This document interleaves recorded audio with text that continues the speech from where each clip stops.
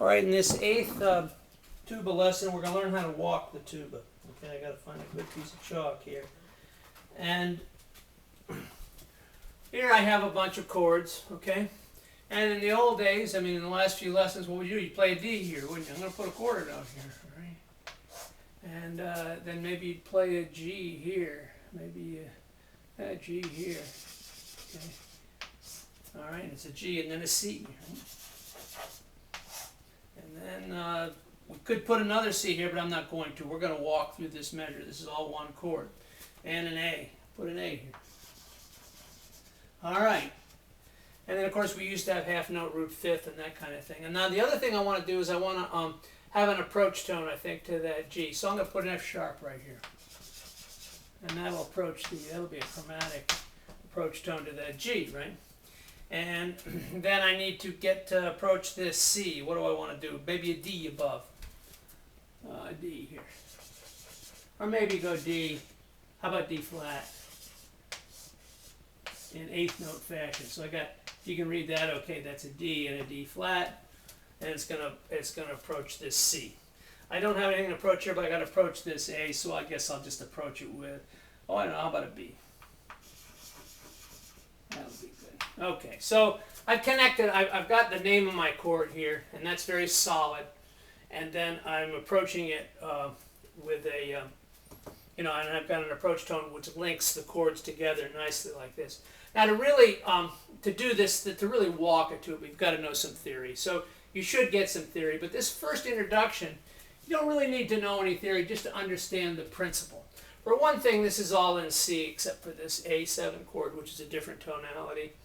And all I'm going to do is just walk this thing. I'm going to go like this, stepwise. I can go any way. I can go up like this. I can go down like this, stepwise, space, line, space, etc.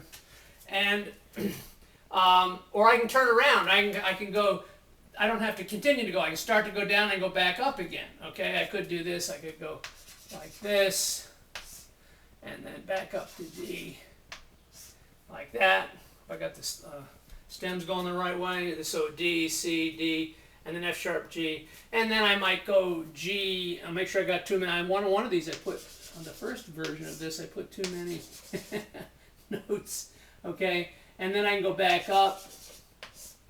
Is that too many? Ah, it's too many, right? So I can only have four beats, right? So I go bum, bum, bum, ba-da-dum. And here I am at C. Now I can just walk this any way I want. I can keep going down if I want.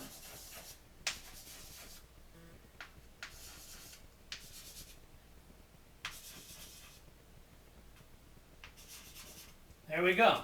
Make sure I don't have too many beats in there. I just went down stepwise for a while, and then when I felt like coming back, I don't want to go too far low. Maybe you decide how low you want to go, And there it is. And this will make, and then what can I do here? I got A, B, C, D, right? There we go. There's a little walking bass there, okay?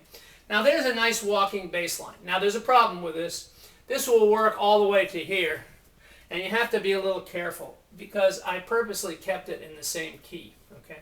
Now, except for this A7, which has a different tonality. Now this is where you have to learn a little bit of theory. All I have to do is mess with this a little bit, and things have changed. I call this a dominant chord, and that's a dominant chord.